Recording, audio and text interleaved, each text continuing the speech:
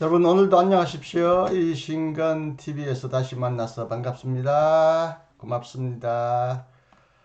칼 바르트의 사상에 나타난 신학과 정치 13번째입니다.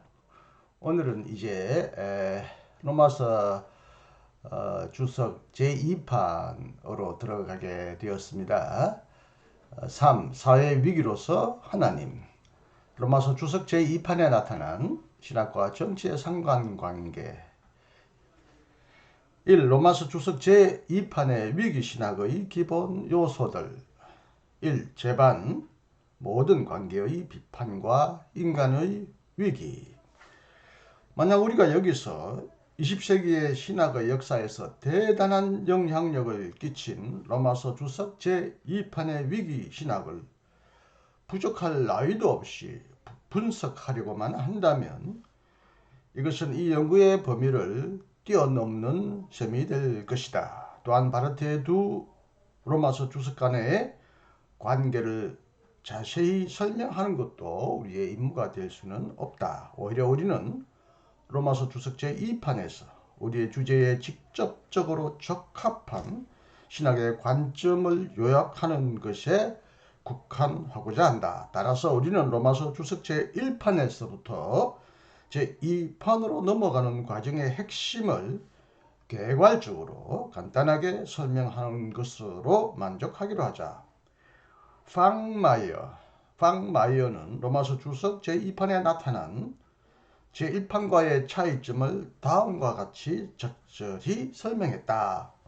여기서는 즉 로마서 주석 제1판에서는 옛 관계, 옛 상황들은 너무나 철저히 청산되었으나 옛 인간은 너무나 적게 청산되었다.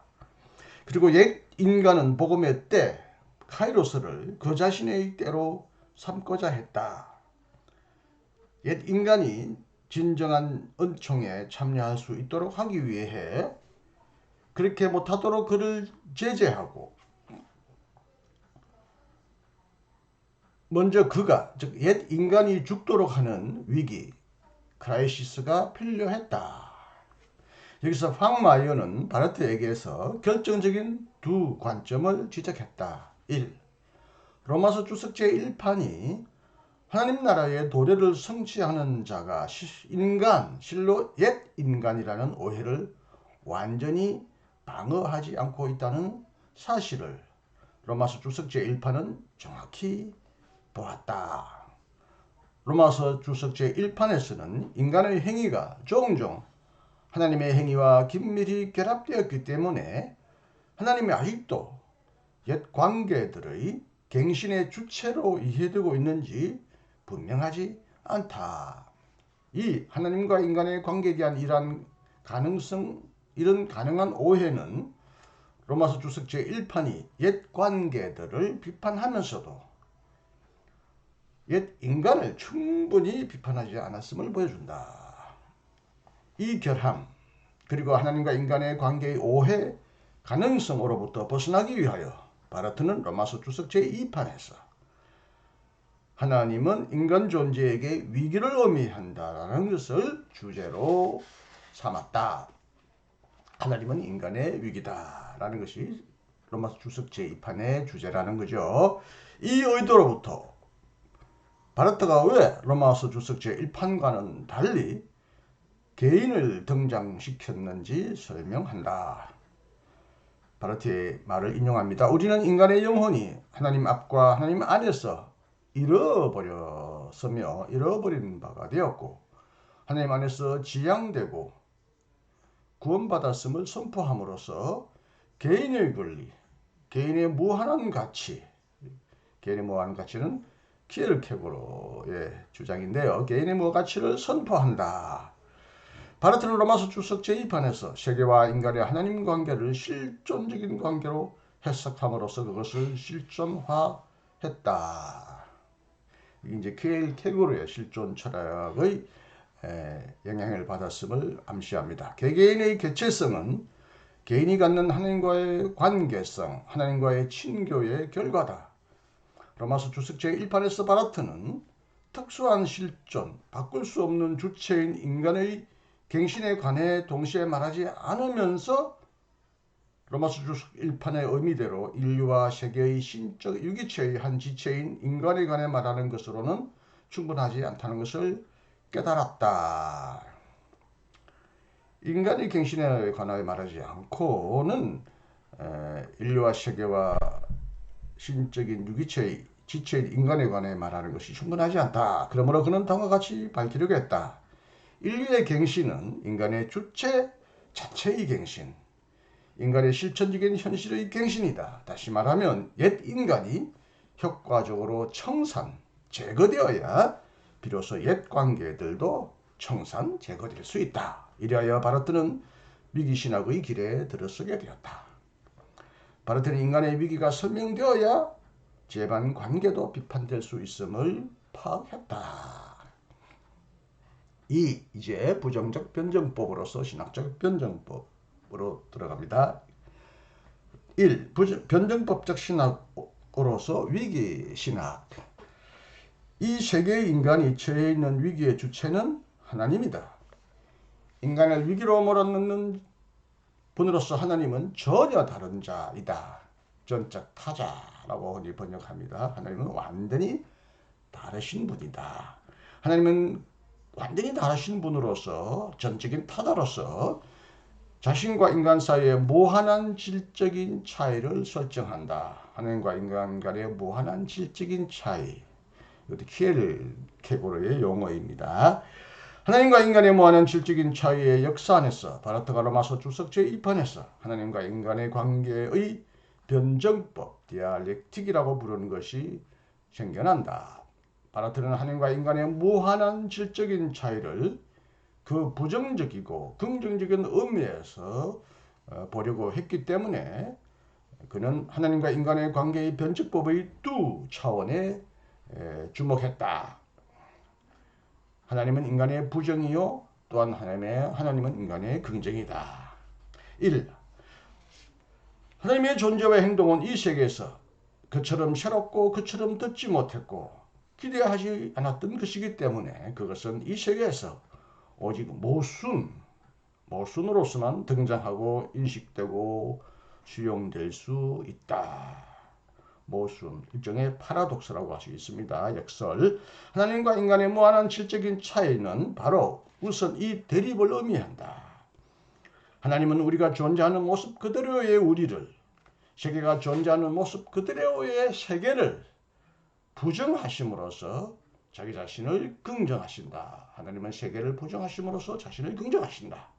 하나님은 우리가 존재하는 모습 그대로의 우리를 부정하시며 바로 그렇게 하심으로써 우리가 존재하지 않는 모습을 긍정하신다. 피조물의 부정과는 달리 창조주 하나님의 긍정과 피조물의 영원한 의미는 아직도 전혀 인식되지 않았다. 이 앞에서 인용한 문장은 바르트에게 변증법이란 그 자체 안에서 긍정적인 차원도 내포하고 있음을 가리킨다. 옛 인간이 처해 있는 위기는 하나님의 부정으로부터 하나님의 긍정으로 나아가는 전환이기도 하지만 그 반대로 거꾸로는 아니다. 즉 하나님의 부정으로부터 하나님의 긍정으로부터 부정으로 나가는 것이 아니다. 하나님의 부정으로부터 하나님의 긍정으로 나가는 길이다. 하나님과 인간, 새 세계와 옛 세계 간의 대립은 형이상학적인 것이 아니라 변정법적인 것이다. 그것은 자신을 지향, 극복, 폐기함으로써만 존재한다. 하나님과 인간의 변정법은 운동의 변정법이다. 움직여지는 변정법이다. 흔히 동적인 변정법, 정적인 변정법, 정과 반을 정적으로 결합시키는 정적인 변정법을 흔히 이제 기일격으로적인 변정법이라고 하지만 운동의 변정법은 해결과 가깝습니다. 정과 반이 또 합으로 가고 또 합에서 또 반이 나오는. 그러나 바르트가 여기서 해결의 변정법을 직접 수용한 것은 아닙니다.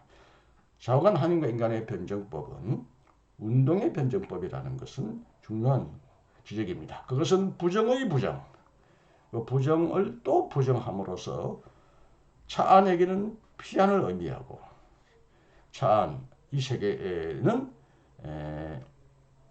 저 세계를 의미하고 저 세계에서는 이 세계를 의미한다. 인간 실존의 부정의 극복, 지양, 폐기로서 기대되는 것은 하나님 자신 안에 원래 존재하고 전제되어 있다가 예수 그리스도의 부활 안에서 새롭게 알려진 하나님과 인간, 새 세계와 옛 세계의 종합이다.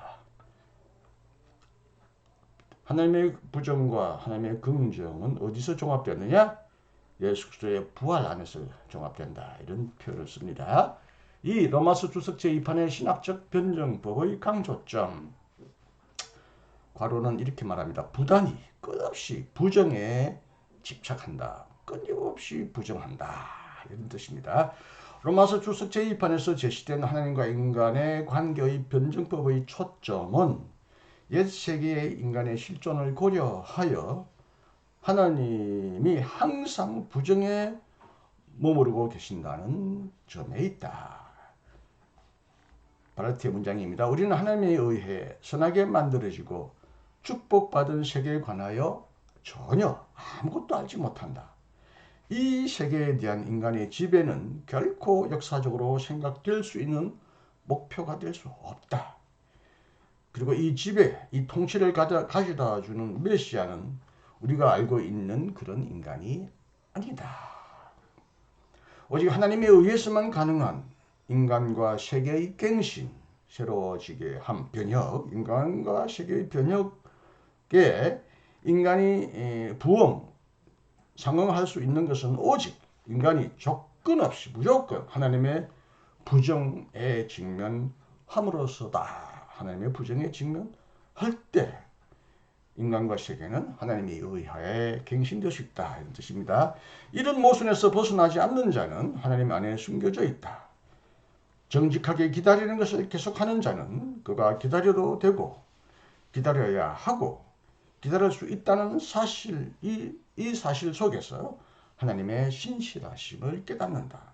하나님을 두려워하고 거리를 유지하는 자는 하나님과 거리를 유지하는 자는 질적인 차이를 유지한다는 뜻이죠. 하나님과 인간의 질적인 차이를 인정하면서 이것을 두려워하는 자는 역설적으로 변증법적으로 말하면 하나님과 함께 살고 있다. 이런 표현을 씁니다. 인간은 오직 신앙의 가능성을 가지고 있다. 인간에게 남아있는 것은 오직 이 부정을 기뻐하는 경외심. 부정은 인간과 세계에 대한 하나님의 절대적인 영원한 부정을 심판이라고 할 수 있습니다. 심판을 기뻐하는 경외심. 빈 공간, 빈 터, 텅 비어있는 곳으로 가려는 의지. 부단히 끝없이 부정해 집착, 매달리는 일이다.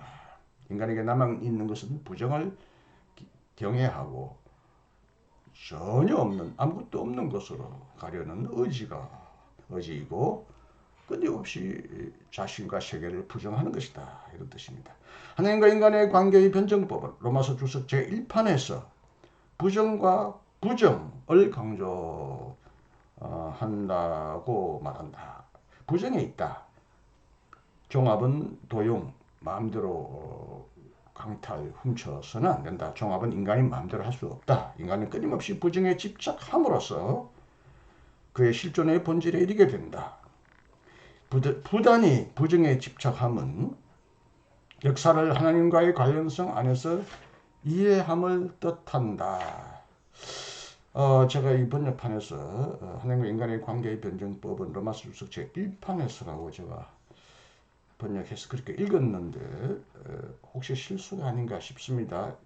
이건 로마서 2판을 말하고 있는 것 같습니다. 제1판이 아니라 2판이 지금 우리가 제2판을 다루고 있는데 제1판과의 차이점을 말하기 위하여 종종 제1판을 지적하지만 여기서는 이제 제2판을 말합니다. 로마서 제1판에서 하나님과 인간의 관계의 변증법은 끝없는 부정에 있다.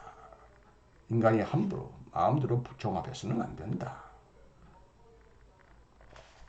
인간과 역사를 끝없이 부정할 때 우리는 하나님과 관계를 맺을 수 있다. 이런 얘기합니다. 역사의 클라이막스, 절정이 존재한다. 그것을 찾을 수 있는 것은 역사의 클라이막스를 어디서 찾느냐? 역사가 자기 자신을 넘어서는 곳. 역사 안에서 역사에 관해 의아하고 놀라게 되는 그것이 역사에 관한 결정이 존재한다. 장차 오게 될 새로움과 더 나은 것은 이 세계의 철저한 피한 저 너머에 있다. 이 세계 바깥에 있다는 인식으로부터 우리는 이 세계에서 고향을 상실한 채 지내고 있다는 통찰이 생긴다. 이 세상에는 우리가 영원히 머물 고향이 없다. 바로 인간은 부정에 집착함으로써 끊임없이 부정함으로써 새롭고 더 나은 것에 대한 희망, 구원에 대한 희망을 계속 일깨운다. 실제로 존재하는 것의 허구적 긍정성, 실제로 존재하는 이 세계의 긍정은 허구적이라는 것입니다. 이 허구적인 긍정성을 받아들이기를 또 거부하는 것은 전혀 다른 자, 다른 분, 다른 세계를 긍정하는 것, 하나님의 긍정성을 긍정하는 것을 위한 하나의 시위, 데모, 과시행위다, 시위행위다 이런 얘기를 합니다.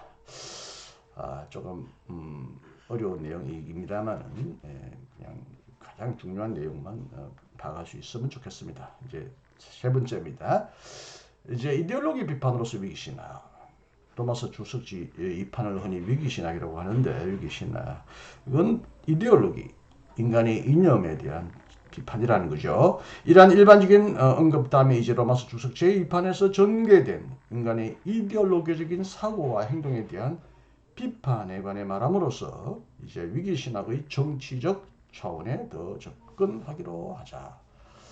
앞부분은 하나님은 인간에게 세계에게 완전한 위기다. 하나님은 인간에게 철저한 부정이다. 이 부정을 통하여 인간은 철저한 긍정, 하나님 안에서 이루어지는 긍정, 예수 그리스도의 부활로 나갈 수 있다고 말했다면 이제 이 위기신학, 철저한 부정의 신학은 인간의 이념, 이데올로기를 비판하는 기능을 수행합니다.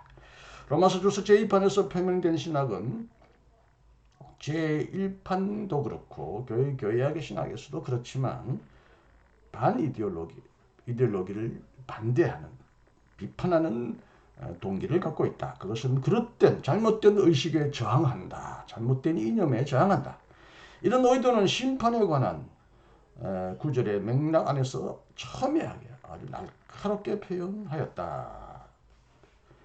바로 뒷문장입니다. 인간이 하나님도 없이 하나님의 입장을 취하는 곳에서, 하나님이 없는 인간이 하나님의 입장에 서는 그곳에서 하나님 자신, 오직 하나님만이 홀로 유일하고 전적인 분이 되는 것이 아니고 비록 매우 정교하고 고상한 의도에서지만 하나님과 함께 그 무엇이 되고 그 무엇을 행하려고 하는 곳에서 바로 그곳에서 하나님은 바로 이데올로기다. 하나님이 이데올로기가 된다. 인간의 이념이 되는 것은 하나님이 없으면서도 하나님의 입장에 서려고 하는 것. 오직 하나님만이 유일한 전적인 분인데 인간이 전적인 존재, 전적인 어떤 절대자가 되려고 하는 그곳에서 하나님이 하나의 이데올로기로 변질된다. 이런 뜻이겠죠. 인간의 입장을 하나님의 입장이라고 주장하는 자신의 주장, 자신의 생각을 하나님의 절대적인 진리라고 주장하는 이런 온갖 행동에 견디지 못한 바르트는 그 당시 철학, 문화, 정치만이 아니라 그 당시 신학도 인간이 자신의 신학을 절대화하려고 하는 이데올로기적인 우상 숭배에 빠졌다는 것을 바르트는 간파하고, 이런 것을 견디지 못했던 바르트는 로마서 주석 제2판에서 인간의 잘못된 의식이, 생각이, 이념이 빠져있는 위기를 밝히려는 임무를 이데올로기 비판적으로 제기했다. 이 위기를 인식하는 것이야말로 올바른 생각으로 안내한다는 것이다. 이 목표를 염두에 두고 신학은 거짓된, 잘못된 의식의 토대, 기반, 하나님과 인간의 혼동, 잘못된 생각의 기초, 그것은 바로 하나님과 인간의 혼동, 하나님의 행동과 인간의 행동의 혼합, 뒤섞는 것을 공격한다. 그래서 바르트의 신학은 인간의 우상 생산의 결과인 물신 숭배에 매혹된 사고에 저항한다. 다시 말하면 로마서 주석 제2판에서 신학은 물화된 물질을 우상처럼 절대적으로 섬기는 물화된 외형 껍데기에 맹종하여 이 세계의 가상 독사라고 그러는데 독사, 가상 이 세계의 진정한 본질이 아닌 어떤 껍데기와 같은 이 세계의 허상에 빠진 사고와 주인이 없는 권세들에 의해 지배되는 주인이 없다는 말은 하나님을 주로 모시지 않고 모든 세상이 자기 스스로가 주인이 되려고 함으로써 결국 이 세상에 진정한 주인이 없는 이런 권세자가들 이런 권세들에 의해 지배되는 세계를 참된 세계로 여기는 사고에 저항한다. 세계의 하나님 관련성, 세계가 하나님과 관련되어 있다는 것을 상기시킴으로써 신학은 이러한 사고의 허구성에 맞서 진정한 사고의 옹호자가 된다. 우상 생산과 물신 숭배를 비판함으로써 신학은 옛 세계의 가시적인 외형, 외면의 명백한 무신성, 무신론적인 성격을 파괴한다. 만약 세계가 하나님과의 불가시적인 보이지 않는 신비한 관계 안에 놓여 있다면 이 외면의 허구성, 단순한 허식성과 기만성이 드러날 것이라는 전제로부터 신학은 출발한다. 바르트에 따르면 하나님과의 관계를 해상함으로써 신학은 단지 개개 현상의 표현, 껍데기만을 보고 그와 함께 물신 숭배적이고 물화된 삶의 본질의 외면의 직접성, 외면에 직접 고착되어 있는 삶과 사고의 변정법을 보지 못하는 사고로부터 벗어나야 한다. 좀 문장이 복잡하고요. 어려운데 신학은 어떤 개별 현상의 표면만 보고 외형적이고 물질적이고 물화된 삶의 어떤 외형성에 직접 연결되어 있는 이 인간의 삶과 사고의 어떤 모순, 변정법적인 생각으로부터 벗어나야 한다. 신학은 전체의 상관관계를 파악할 수 있는 사고가 되어야 한다. 전체. 개별적인 사물이나 세계의 외형, 모습이 아니라 전체 모든 것의 상관관계를 다 파악할 수 있어야 한다. 오직 이 상관관계를 파악함으로써 신학은 이데올로기를 비판하고 인간과 세계에 대한 하나님의 행동의 보편성을 반영하며 그래서 참된 사고가 된다.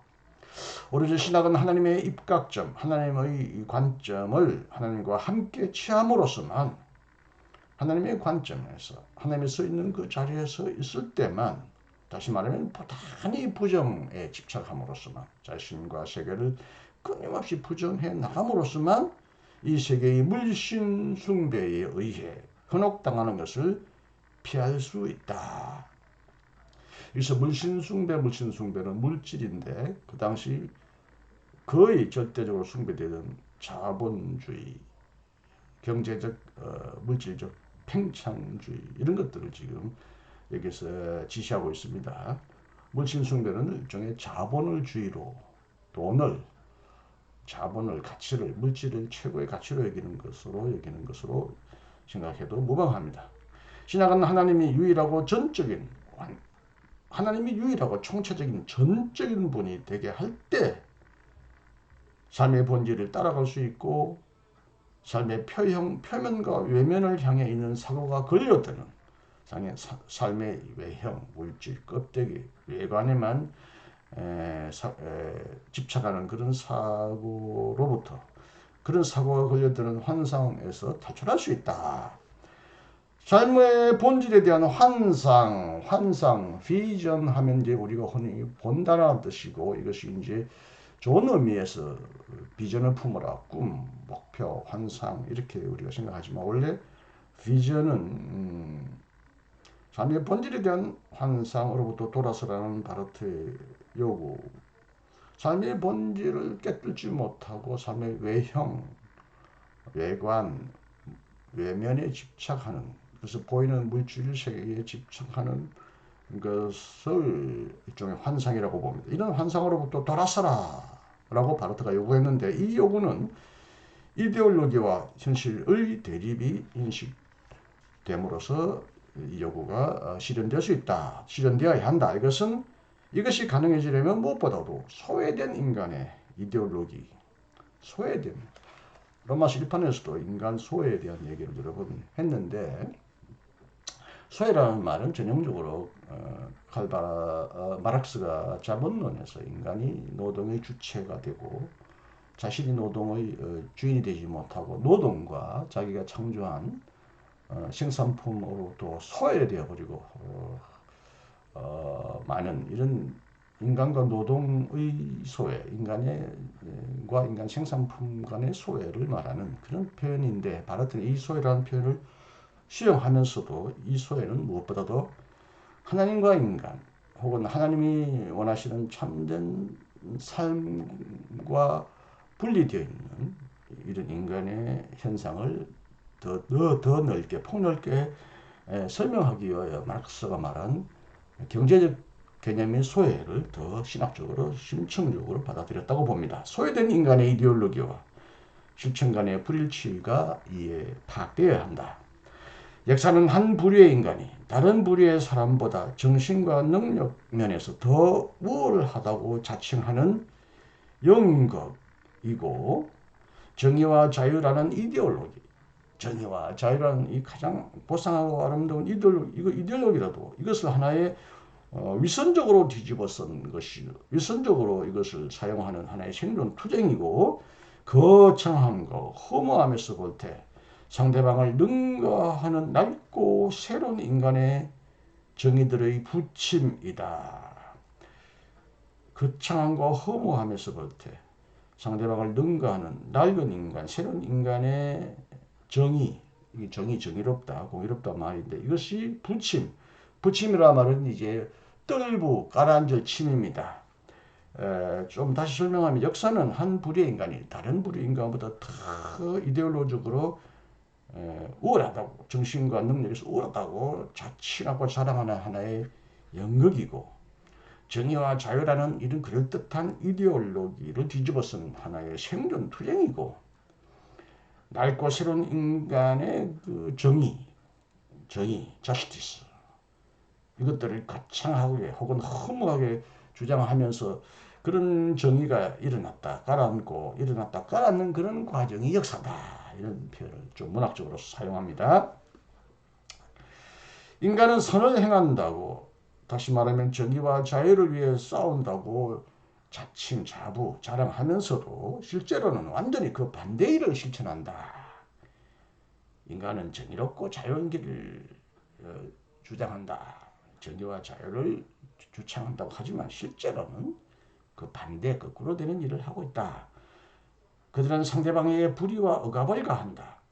정의와 자유의 이름으로 상대방을, 다른 사람에게 불의와 억압을 오히려 부여한다, 이런 뜻입니다. 자신의 실천을 이해하지 못하는 무능력은 더 나아가 이 실천 자체에도 부정적인 결과를 남긴다. 실천은 모호해지고 맹목적인 것이 된다. 자신의 상황을 인식하지 못하는 인간은 그 자신의 행위의 주체가 되지 못한다. 도리어 그들은 자신에 의해 만들어진, 자신들이 만든 주인 없는 군세들의 독재 아래서 생각하고 행동하는 객체가 되어버린다. 대상이 되어버린다. 주체가 아니라 대상이다. 잘못된 의식은, 잘못된 생각은 잘못된 실천을 강화하고 영속화한다. 이데올로기적인 인간은 자기 자신을 속이고 자기 자신을 해치는 인간이다. 이제 인간의 위기를 부인하는 자들의 잘못된 의식, 생각과 잘못된 실천의 부정인 이데올로기 비판은 어떻게 사회적이고 정치적인 행동으로 옮겨갈 수 있겠는가? 부정적인 변정법, 네가티브 디알록틱, 끊임없이 부정을 함으로써만 긍정을 찾아 나가는 끊임없는 부정적 변정법, 부단한 부정에 부단히 집착하는 것은 인간으로 하여금 기존하는 실제로 지금 존재하는 모든 것에 대해 비판적인 입장을 갖도록 만든다. 윤리가 가능해지려면 모든 에토스, 흔히 에토스, 에틱이란 말이 윤리로 번역되지만 에토스는 어떤 인간의 정신, 관습, 오래 내려온 풍습, 더 폭넓은 인간의 어떤 정신적인 틀을 의미할 때 에토스인데 지금 이것이 거의 에틱이라는 말로 해서 윤리적인 의미로 사용되었는데요. 윤리가 가능해지려면 모든 에토스를 비판하지 않고서는 불가능하다. 다시 말하면 가능하다면 항상 우리의 삶의 문제점을 주어진 순간마다 360도로 돌려보는 근본적인 운동을 실행해야 한다. 몇 살을 부정하라. 몇 살을 의심하라. 모든 사물을 매 순간순간 360도 완전히 거꾸로 돌려보아라. 이런 뜻입니다.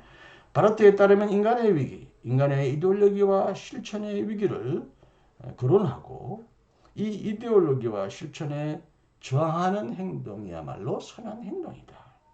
이 저항의 정치가 세부적으로 무엇을 뜻하는지는 로마서 주석 제1판을 해석하는 마지막 단락에서 더 정확하게 분석할 것이다. 기다려달라는 것입니다. 그렇지만 그보다 먼저 규명해야 할 것은 오늘날 사회의 위기의 본질이 어디에 있는지, 다시 말하면 오늘날 정치적 행동이 어떠한 구체적인 사회 질서에 대응해야 하는지 이게 먼저 규명해야 한다 하는 것인데요. 이것은 이제 그 다음 시간에 두 번째로 여기 보면 부르주아적 인간의 위기, 두 번째 부르주아의 위기, 혹은 혁명하는 인간, 혁명적인 인간의 위기, 뭐 이런 단락으로 앞으로 계속 설명이 되어 나갈 것입니다. 로마서 2판은 꽤 난해한 변증법적인 논리와 구조를 갖고 있기 때문에 생각보다 어렵고 심오합니다. 하여튼 그러나 이걸 한마디로 말하면 로마서 주석 제2판의 신학을 위기의 신학이다. 하나님의 심판의 신학이다. 하나님의 부정의 신학이다. 인간의 절대적인 긍정을 철저히 부정하는 영원한 부정과 긍정으로서의 하나님 앞에서 인간이 어떤 것도 외형도 현상도 절대화하지 않도록 심판의 위기 앞에 놓게 하는 것이 로마서 주석의 의도였고, 이것이 그 당시 모든 인간의 이데올로기, 신학, 철학, 문화에 대하여 절대적인 심판을 선언하는 아주 대단한 혁명적인 하나의 책이 되었는데요. 자관 이것도 뭐 바르트 신학의 발전 과정에서 한 과도적인 단계이긴 하지만 최종적으로는 이제 나중에 교회학에서 더 구체화되고 확정되거나 체계화된 이론을 통해서 마지막까지 바르트의 신학과 정치의 상관관계를 더 우리가 더 공부해 봐야 하겠으니까 여기서 완전한 결론을 내리지 말고요. 일단 로마서 주석 제2판에서 바르트가 말하는 위기신학이 무엇이고 그것이 어떤 정치신학적인 함의를 지니고 있는지 그런 것을 오늘 공부해